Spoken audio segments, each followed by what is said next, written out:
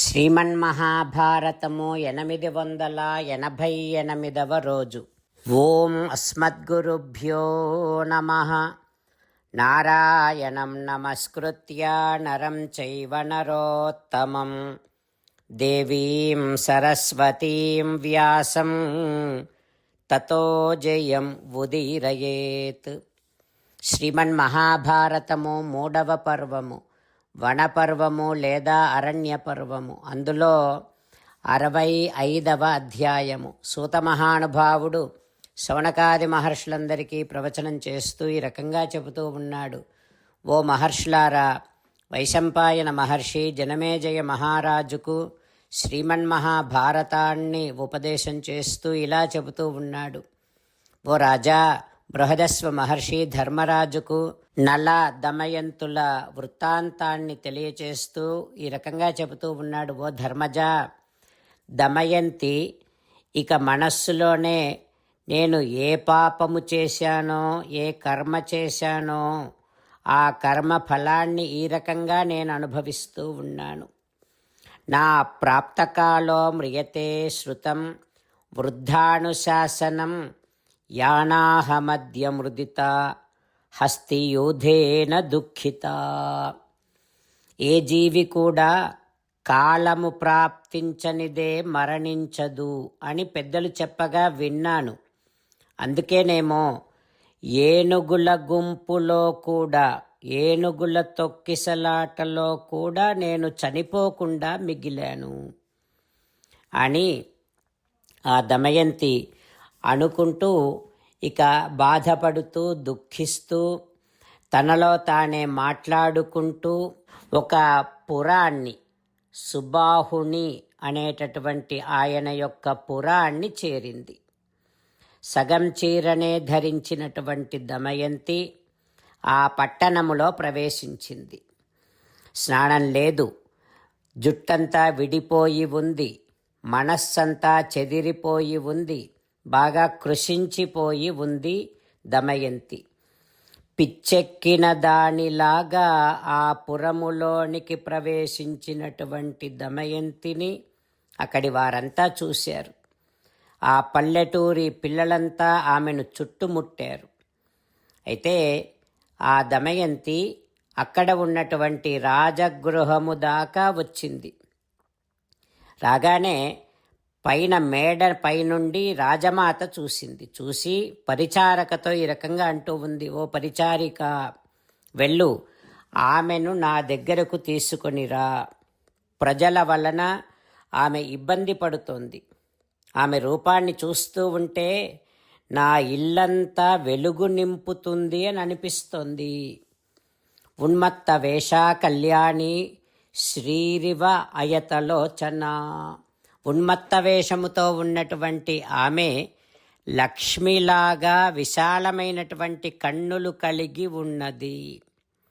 అట్లాంటి ఆమెను మేడపైకి తీసుకొనిరా అని ఆ రాజమాత అనగానే ఆమెను మేడపైకి తీసుకొని వెళ్ళారు. రాజమాత ఆశ్చర్యముతో దమయంతిని ఈ రకంగా అడుగుతూ ఉంది. ఓ కళ్యాణి, మబ్బుల్లో మెరుపులాగా ప్రకాశిస్తూ ఉన్నావు. నువ్వు ఎవరివో నాకు చెప్పు. అలంకారాలు లేకున్నా నీ రూపము దివ్యముగా ఉంది. నిస్సహాయ స్థితిలో కూడా నువ్వు ఎవ్వరికీ భయపడటం లేదు. నువ్వెవరివో చెప్పు అని రాజమాత అనగానే దమయంతి ఈ రకంగా చెబుతూ ఉంది. ఏం చెబుతుందో రేపు తెలుసుకుందాం. జై శ్రీమన్నారాయణ. జై శ్రీమన్నారాయణ. అమ్మా నాన్నలకు సాష్టాంగ నమస్కారం చేద్దాం. మన ఆచార్యవర్యుల శ్రీచరణారవిందములకు సాష్టాంగ నమస్కారం చేద్దాం. శ్రీ వేదవ్యాస మహర్షుల వారి దివ్య పాదారవిందములకు సాష్టాంగ నమస్కారం చేద్దాం. శ్రీ విఘ్నేశ్వర స్వామి వారి శ్రీచరణారవిందములకు సాష్టాంగ నమస్కారం చేద్దాం. శ్రీమన్మహాభారత గ్రంథరాజమునకు శిరస్సు వంచి నమస్కరిద్దాం. శ్రీకృష్ణ భగవానుని శ్రీచరణారవిందములకు సాష్టాంగ నమస్కారం చేద్దాం.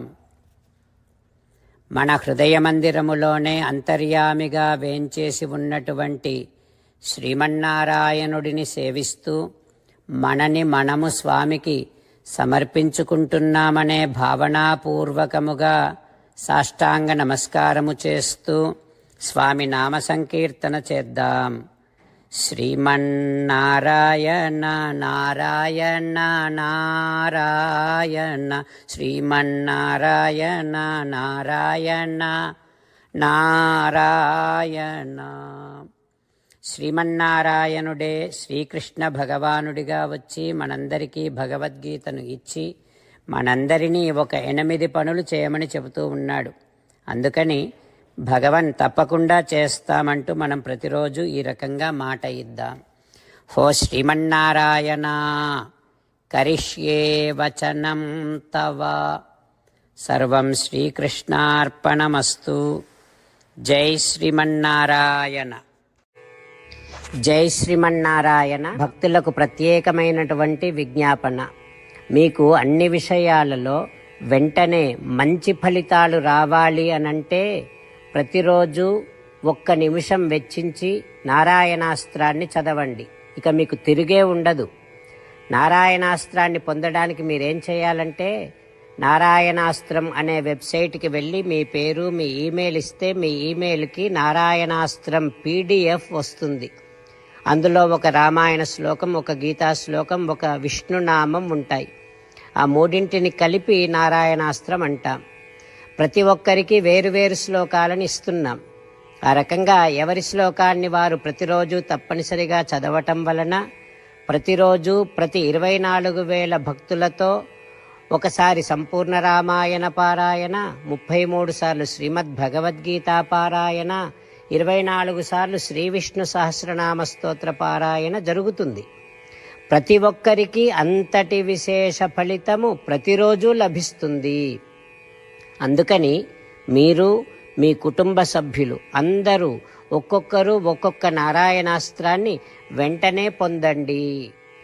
జై శ్రీమన్నారాయణ. శ్రీమద్ భగవద్గీత సారాంశముగా 18వ అధ్యాయములో 65 నుంచి 69 శ్లోకముల ద్వారా శ్రీకృష్ణ భగవానుడు మనందరినీ ఒక 8 పనులు చేయమని చెబుతూ పరమాత్మ ఈ రకంగా అంటూ ఉన్నాడు.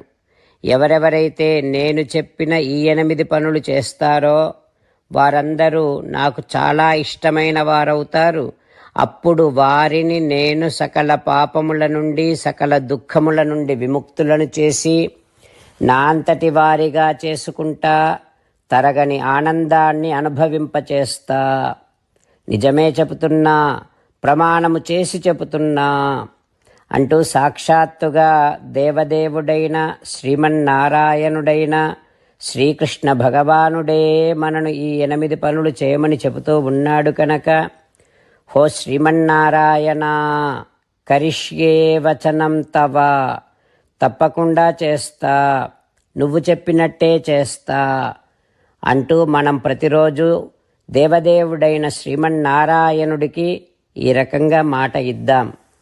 హో శ్రీమన్నారాయణ, నువ్వు చెప్పినట్టే నేను నిన్నే సంతతము ధ్యానము చేస్తూ ఉంటా. హో శ్రీమన్నారాయణ, నువ్వు చెప్పినట్టే నేను నీ భక్తుడిగానే ఉంటా. హో శ్రీమన్నారాయణ, నువ్వు చెయ్యమన్నట్టే నేను నా విధులను కర్తవ్యాలను నీ సేవగా నీ తృప్తి కోసమనే సక్రమంగా నిర్వర్తిస్తూ ఉంటా. హో శ్రీమన్నారాయణ, నువ్వు చెప్పినట్టే నేను నీవాడిని అనే మహావిశ్వాసాన్ని సంతతము కలిగి ఉంటూ నా హృదయములో నీకే నమస్కరిస్తూ ఉంటా. హో శ్రీమన్నారాయణ, మామేకం శరణం వ్రజ, నన్నొక్కడిని మాత్రమే శరణు వేడుకో అని నువ్వే అన్నావు కనుక నేను నిన్ను ఒక్కడిని మాత్రమే శరణు వేడుకుంటా. హో శ్రీమన్నారాయణ, మా శుచః, ఇక దుఃఖించకు అని నువ్వే నాకు భరోసా ఇస్తూ ఉన్నావు కనుక నేను ఇక దుఃఖించను. హో శ్రీమన్నారాయణ, నువ్వు చెప్పినట్టే నువ్వు నా కోసమని చెప్పిన శ్రీమద్భగవద్గీతను ఎప్పుడో ఒక్కసారి కాకుండా ప్రతిరోజు కనీసం ఒక్క శ్లోకాన్నైనా అనుసంధానము చేస్తూ గీతోపదేశాన్ని జ్ఞాపకం చేసుకుంటూ ఉంటా. హో శ్రీమన్నారాయణ, నువ్వు చెప్పినట్టే నువ్వందరి కోసమని చెప్పిన శ్రీమద్భగవద్గీతను తెలియని భక్తులందరికీ తెలియచేసే నా వంతు ప్రయత్నాన్ని నిరంతరము కొనసాగిస్తూనే ఉంటా. హో శ్రీమన్నారాయణ, నేను నువ్వు చెప్పినట్టే చేస్తా, నీకు నచ్చినట్టే ప్రవర్తిస్తా, నీకోసమే పని చేస్తూ ఉంటా. కరిష్యే వచనం తవ. సర్వం శ్రీకృష్ణార్పణమస్తు. జై శ్రీమన్నారాయణ.